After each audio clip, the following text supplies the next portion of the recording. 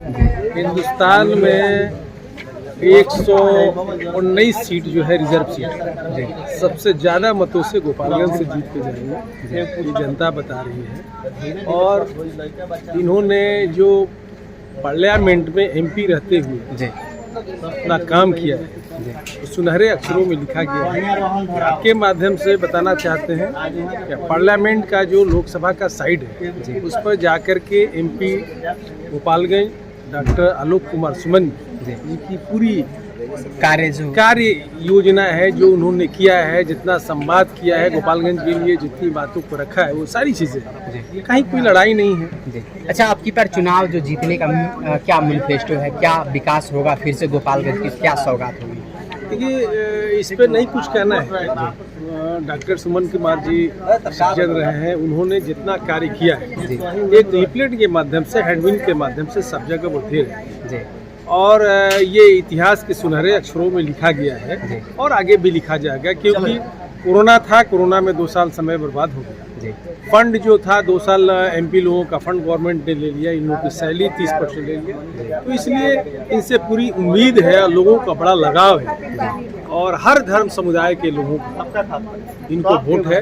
इसलिए इस बार ये मैंने इतने वोटों से जीतने जा रहे हैं कि कोई हिसाब किताब नहीं है और तारीख में, इतिहास में गोपालगंज का नाम सुनहरे अक्षरों में लिखा जाए।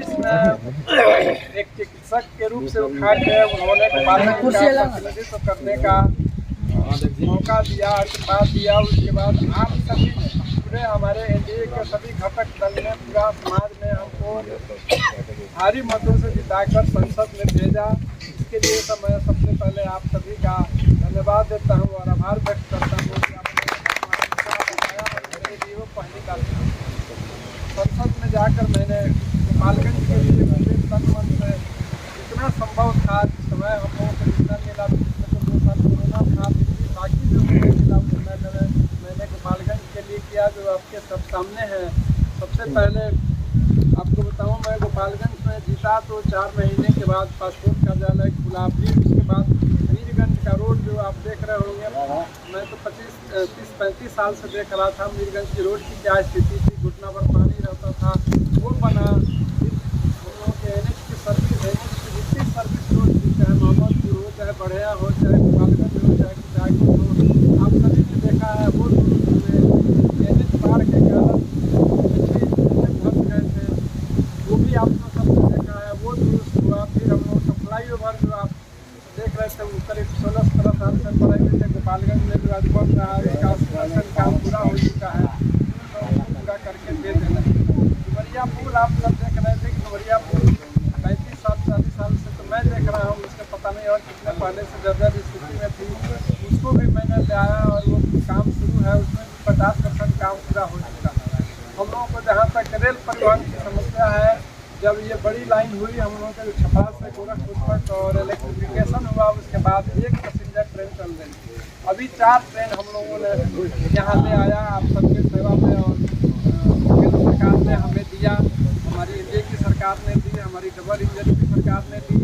उसमें 1 ट्रेन हम लोगों को मिली जो पाटलिपुत्र से गोरखपुर तक की चलती है, 1 ट्रेन छपरा से लखनऊ तक की चलती है, 1 ट्रेन टाटा से भागल तक की चलती है, 1 ट्रेन पटना जंक्शन से भागल तक की चलती है।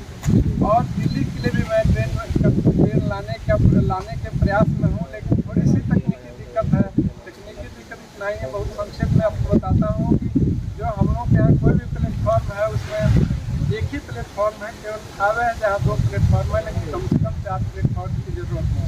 इसके चलते दिल्ली की ट्रेन नहीं मिल पा रही है। उसके लिए मैं प्रयासरत हूँ कि वहाँ प्लेटफॉर्म भी बने, वहाँ पीठ बने, यार्ड बने, वो सब चीज़ हो, फिर हम लोगों की डायरेक्ट ट्रेन मिलेगी दिल्ली के लिए। तब तक मैं ये प्रयास कर रहा हूँ कि छपरा से कोई ट्रेन डाइवर्ट करके हम लोगों के गोपालगंज, थावे, गोरखपुर होते हुए फिर दिल्ली की तरफ जाए, इस प्रयास में मैं लगा हुआ। फिर अभी उसके अलावा हम लोग मेडिकल क्षेत्र से जुड़े हैं। देखा आपने कि हर एक प्रखंड वाइज मैंने 3-3 बार अपने दिव्यांग भाइयों के लिए कैंप कराया। मैं चाहता था कि हमारे दिव्यांग भाई कोई भी पूरे ज़िले में नहीं छूटे।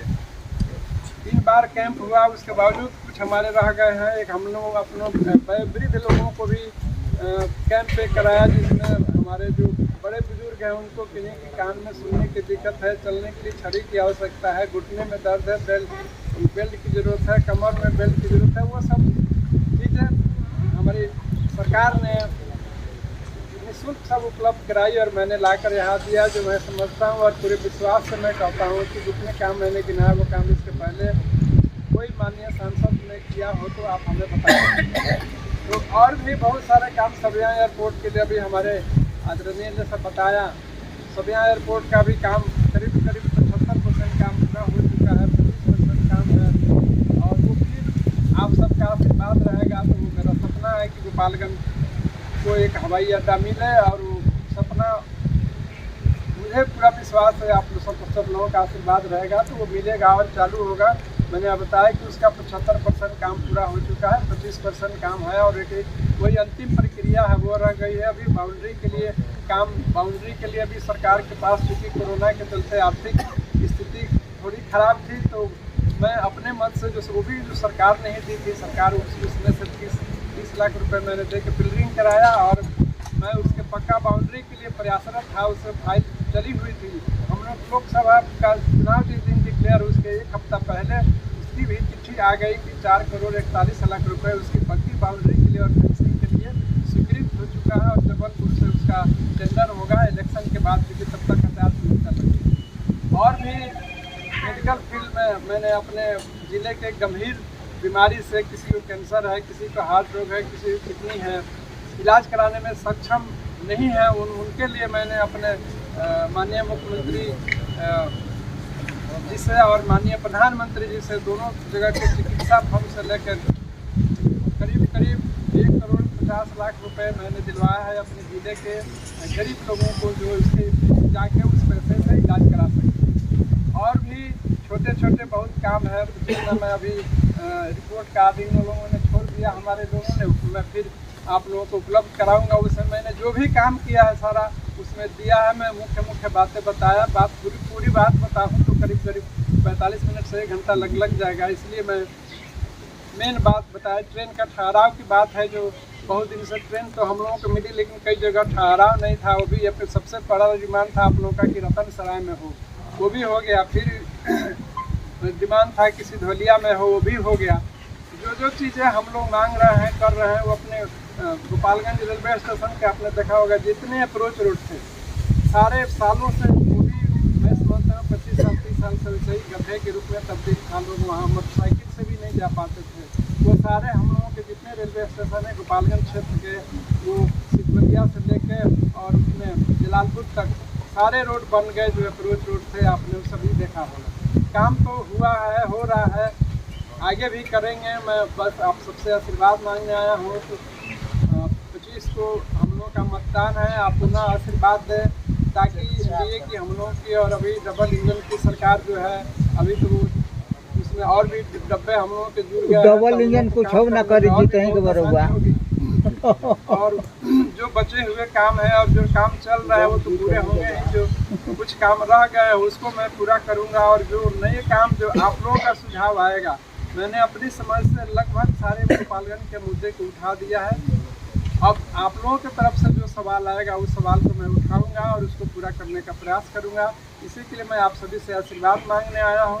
और 4 तारीख को हम लोगों का नॉमिनेशन है, उसमें हम आप सब ज़्यादा से ज़्यादा संख्या में आएंगे तो हम लोगों को एक शक्ति दिखेगी, तो और भी उत्साह बढ़ेगा कि उस उत्साह से हम लोग काम करेंगे। और बस इसी सब आशीर्वाद की कामना के लिए आप सबसे मैं प्रार्थना करता हूँ और अपनी बात को समाप्त करता हूँ, क्योंकि और भी कई जगह जाना है, इसलिए मैं आप सबसे आशीर्वाद की कामना करते हुए अपनी बात को समाप्त करता हूँ।